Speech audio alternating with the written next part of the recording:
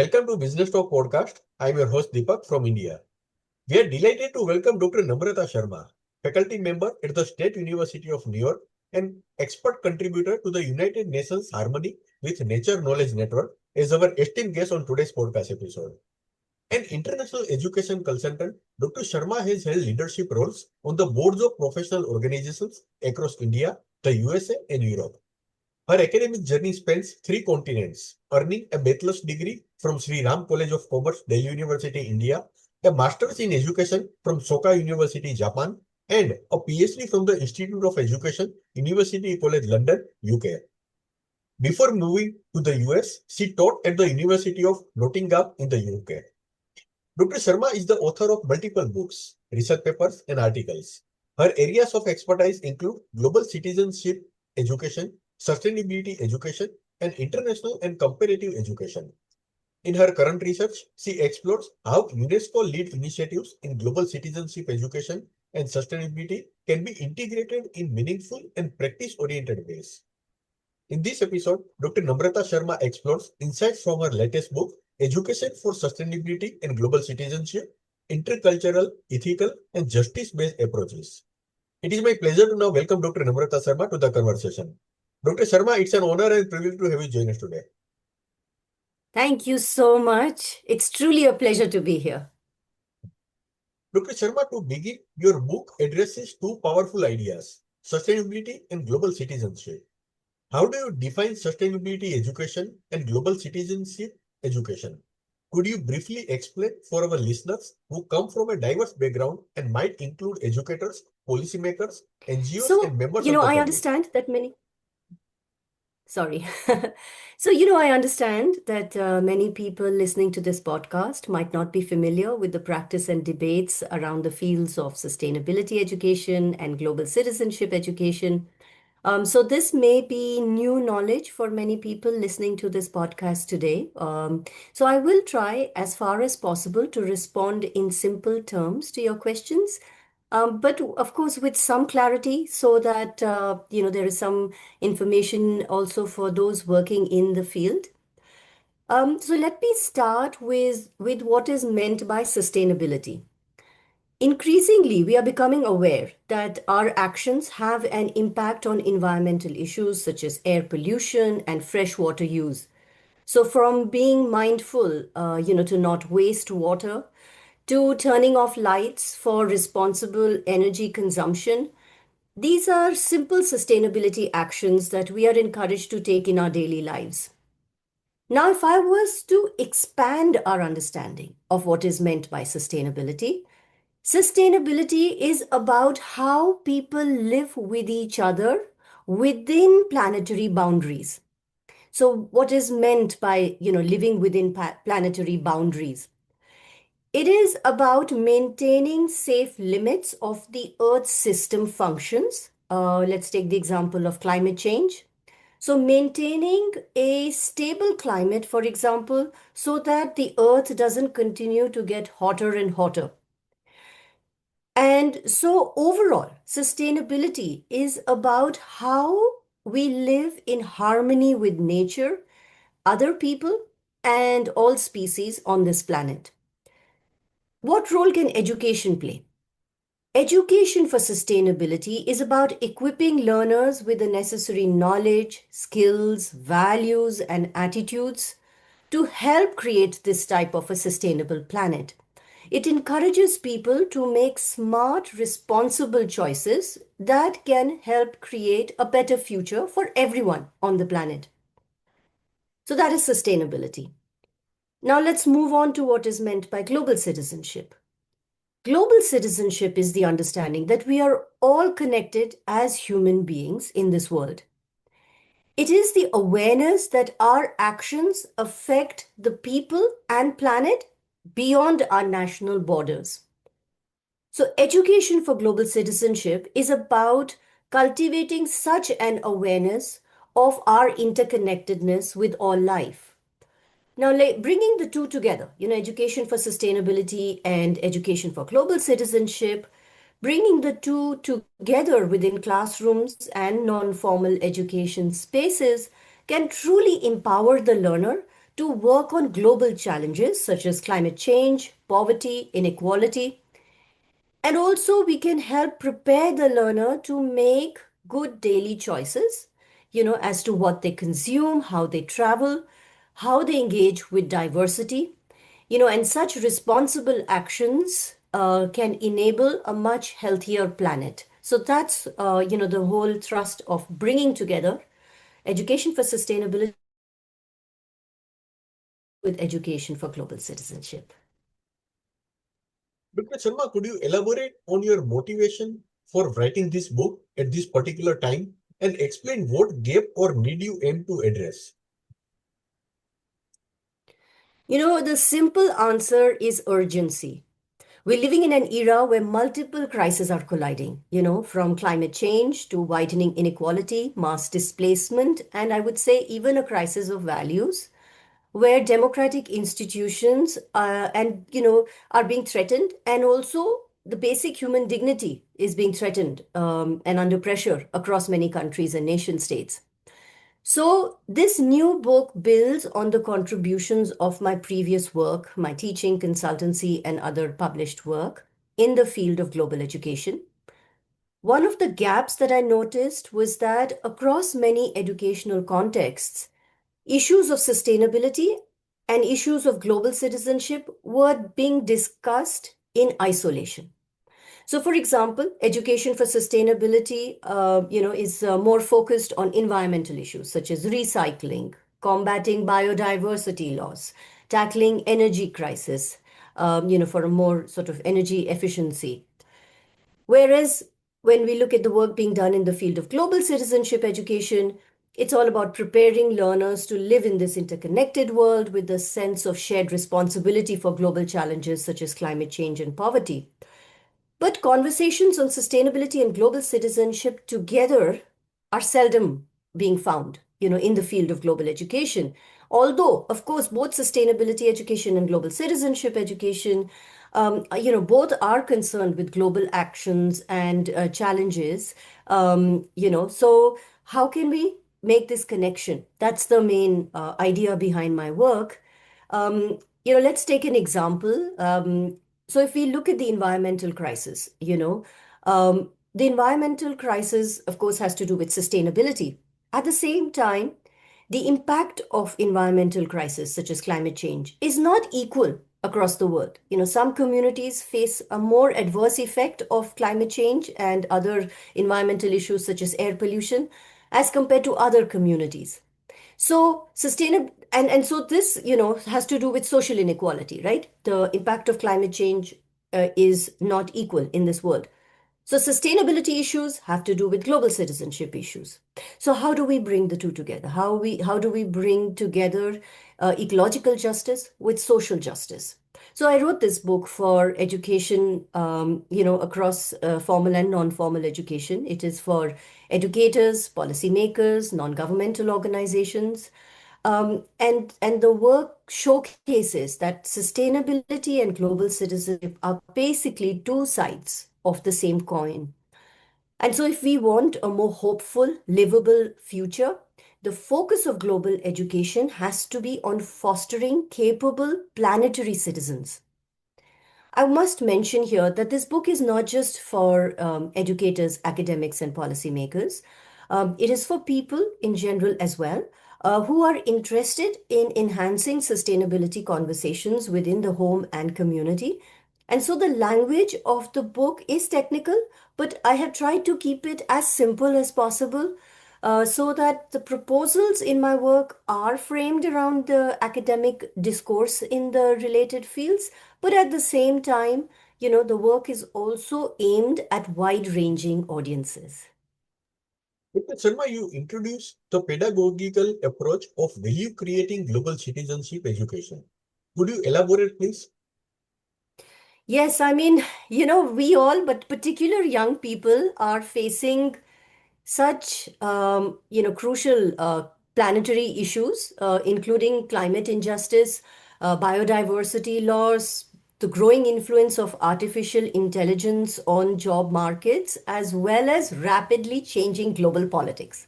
Uh, so that's a lot for young people.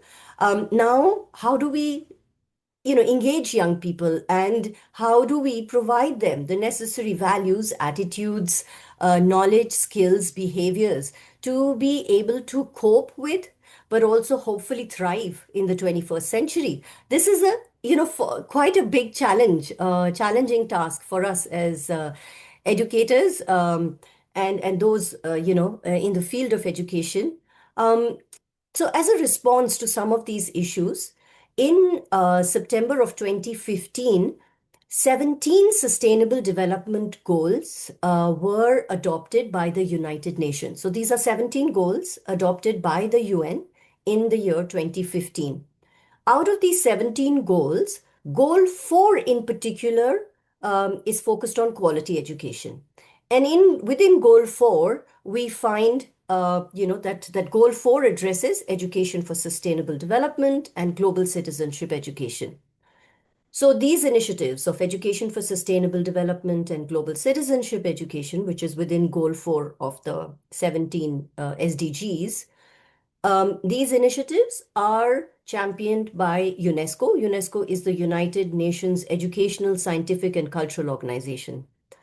So these initiatives, of education for sustainable development and global citizenship within Goal 4 is a very useful way for policymakers, educators to understand and have a discussion about how best to equip students with the necessary knowledge and skill to learn about sustainability and global citizenship through the curriculum content. So within the curriculum across schools and universities, how can and of course non-formal spaces of learning like NGOs, how can better sort of education for sustainability and global citizenship be enhanced through the curriculum? This is one way in which work is being done. So it is about what to teach, but also work is being done on how to teach. So what are some examples of effective teaching approaches or pedagogy to be able to support the changing social and educational environment? So my work relates more to the how we teach. So value creating global citizenship education is one such pedagogical approach to learning for sustainability that I propose through my work. Now, before I move to saying a little bit about that, I want to clarify that what I'm not proposing here is for a new, sort of new curriculum content to, for students, for teachers to have to work with. Um, I'm just offering themes and topics that can be used to enhance teachers' existing work. So for example, whether teachers and faculty across schools, universities, non-formal education, whether they are teaching economics, language, geography, or other such subjects, they can incorporate the themes that I'm proposing within their teaching. So again, let's take an example. So for example, in a geography class, using my approach, students can consider the unfair and unequal implications of climate change across different geographical regions. So geography, you're studying about different geographical regions of the world, but also you can include the theme that I propose on climate change, for example, and try to show through the geography subject that climate change, as an example, has these unequal impacts. For faculty teaching economics, for example, students within those classes can engage with examples of sustainable business initiatives. So overall, what I have proposed can be used within existing subjects for teachers, educators, and academics. I'm not asking anyone to do extra work. It's really to support people working in the field. So what is what is value creating global citizenship education? Very briefly, it is a pedagogical approach that is focused on the health, happiness, and well-being of the student.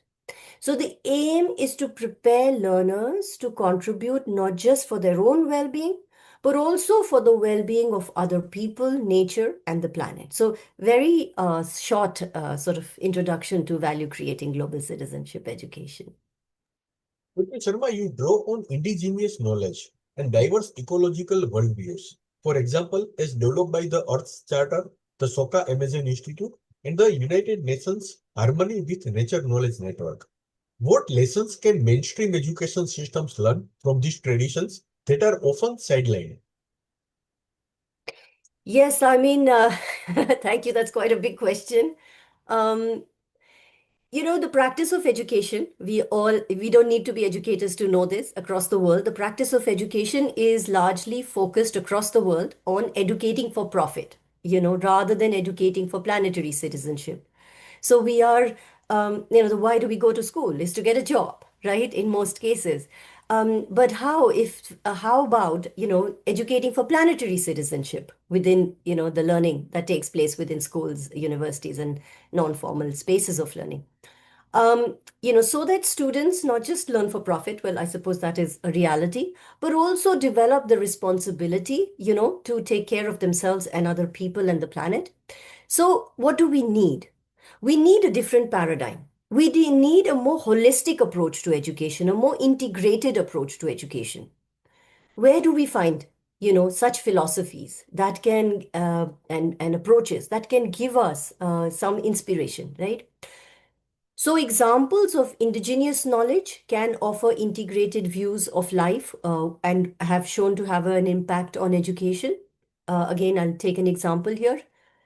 The concept of Vasudhaiva Kutumbakam, or the whole world is one family, is mentioned in the Sanskrit text, the Maha Upanishad.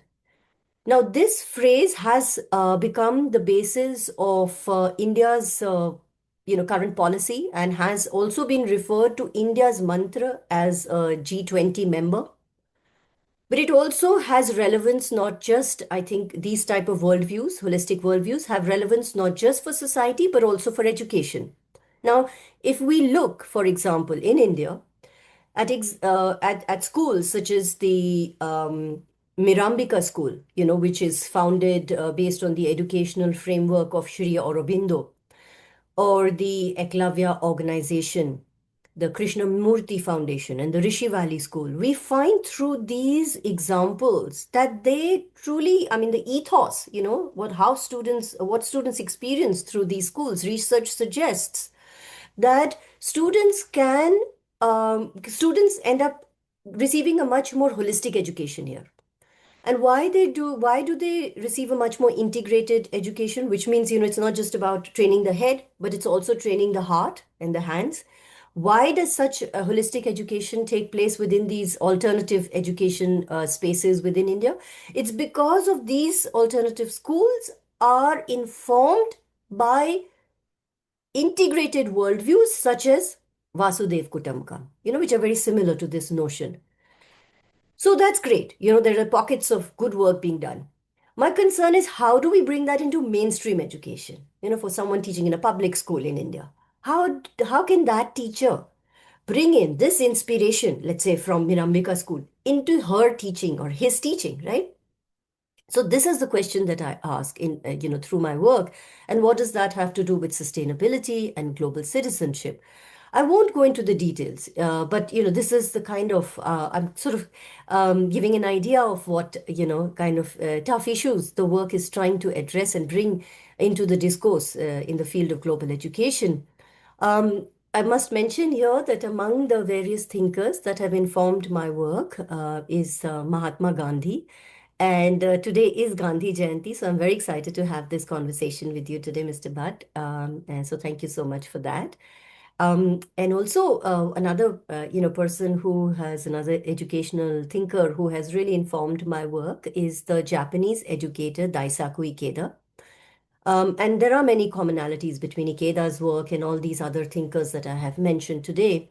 One of the common ideas is this notion of harmonious coexistence of all life on this planet. Ikeda refers to harmonious coexistence. The term he uses is kyosei in Japanese.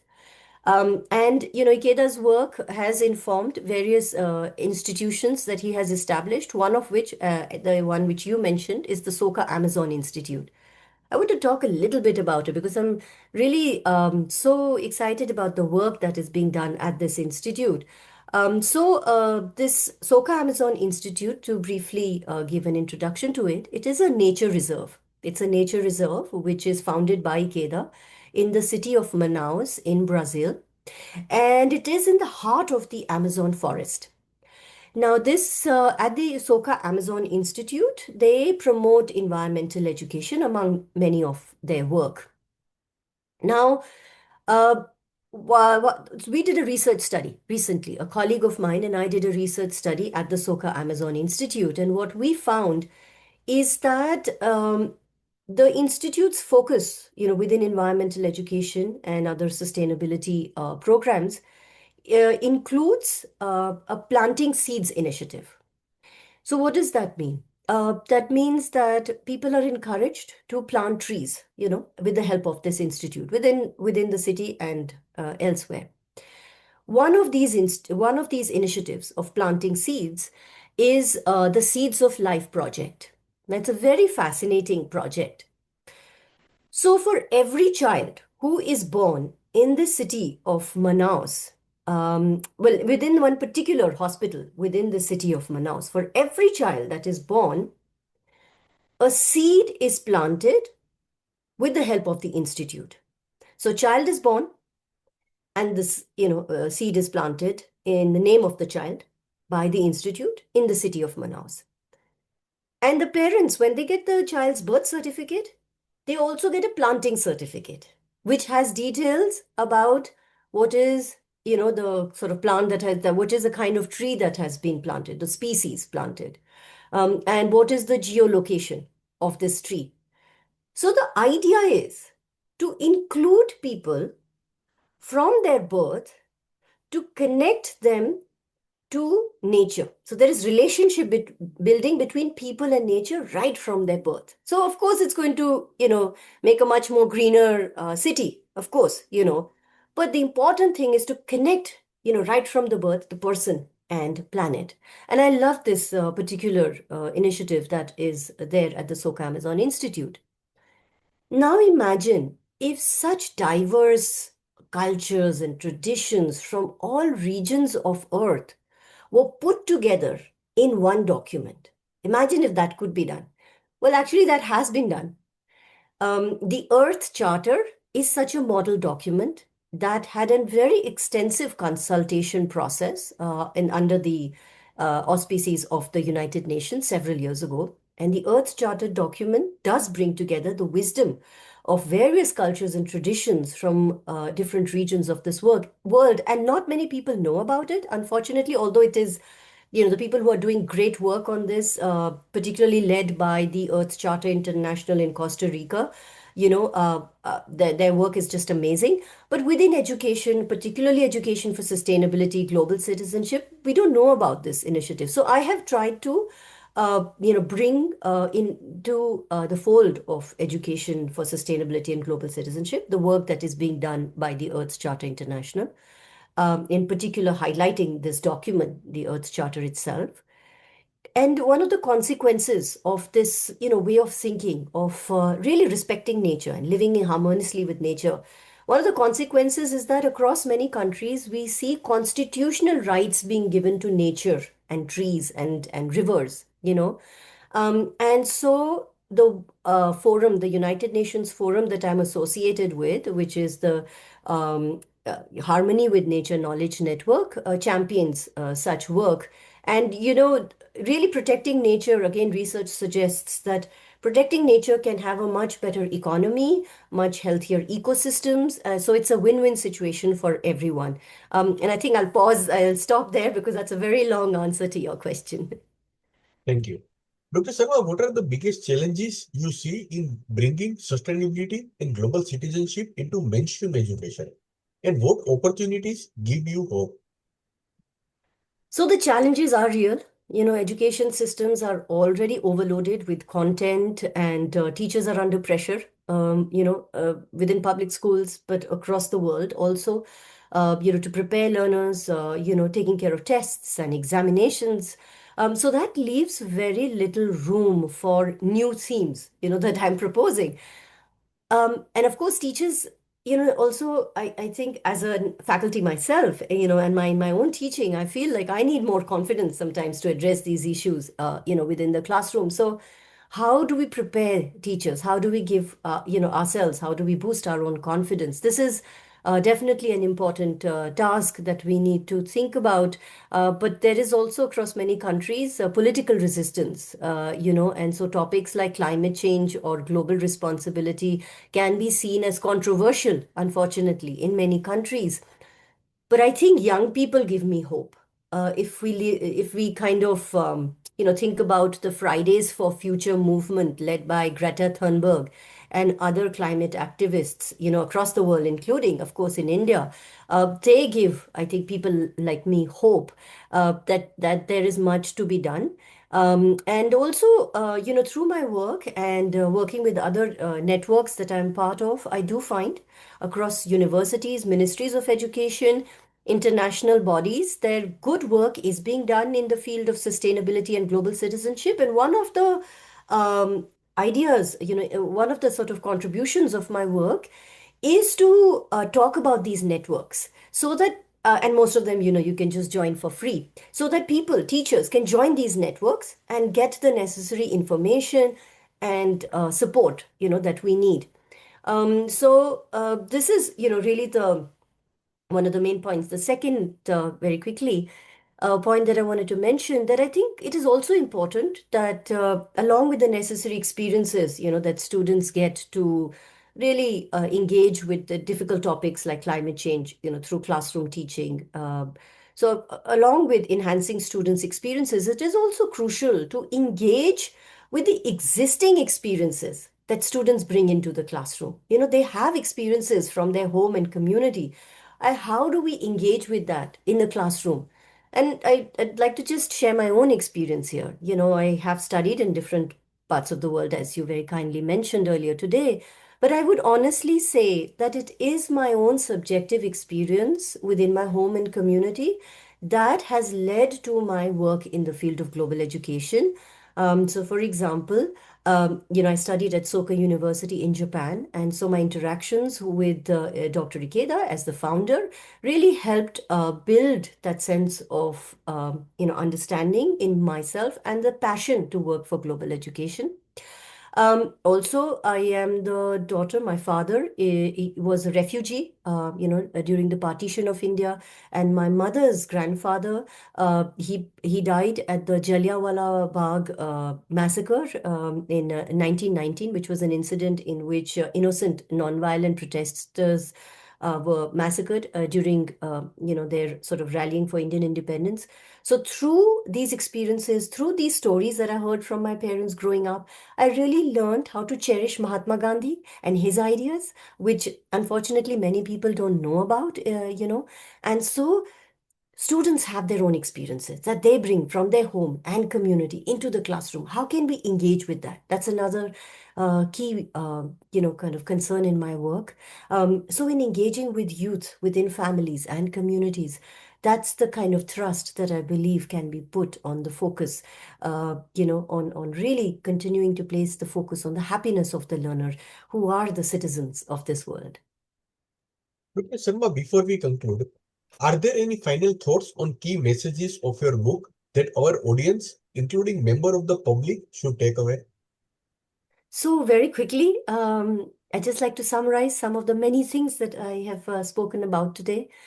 Um, the first thing is that, within the discourse in the field of global education, which I think is the case anywhere, we need to engage with the global south, as much as we do engage with the global north. So in the field of global education, much of the discussion is centered around the, discourse coming from work being done in the global north. But we need to also have, enough dialogue and discussion with the work being done in the global south. This we, that's why I bring the Earth Charter into focus and the work of the Earth Charter International in Costa Rica into focus, and of course the other Indian examples I mentioned. The second suggestion I make through my work is we need to link sustainability with global citizenship. They're part of the same coin, the two sides of the same coin. So let's not, think of them as separate. And so, of course, I provide concrete suggestions in my work, and I won't go into the details of this today. My aim, of course, is to support teachers, who are on the front lines of education, by providing resources, guidelines, networks that I mentioned, is another thing that I try to support teachers with here. And just to conclude, I would like to end by saying that, all of us can contribute to a more sustainable education. We are all educators, whether, educating, having conversations with the young people in our homes or communities. We are all educators. So, how can we, through our conversations with young people, with each other, create a much more sustainable world? One of the ways is by recognizing that our daily choices can contribute to, building a more sustainable planet. These are acts of global citizenship. What we buy, how we travel, how we treat diversity in our neighborhood, these things matter. And so we don't need to wait for governments and institutions to take the lead. As Gandhiji mentioned, change begins with us. So, with that, I want to end and truly thank you, Mr. Bhatt, again for this very kind invitation and all the wonderful work you are doing. I'm so glad to be able to come and continue these conversations with you. And I deeply want to thank you and the listeners, who are here today. Thank you so much. Listeners, we are truly grateful to Dr. Namrata Sharma for joining us today and sharing such thoughtful perspectives on sustainability, global citizenship, and intercultural education. Her work continues to bridge research, practice, and policy in meaningful ways. Whether you are in a classroom writing policy, working in an NGO, or simply trying to live more responsibly, this book offers guidance and hope. We hope today's conversation has offered you valuable insights from our latest book, Education for Sustainability and Global Citizenship. Thank you to our listeners again for tuning in. Stay connected with us for more engaging discussions with thoughtful leaders from around the world. Until next time, take care and keep the dialogue on education and sustainability alive. Thank you once again, Dr. Namrata Sharma, for joining us and sharing your valuable insights from the book. Thank you so much.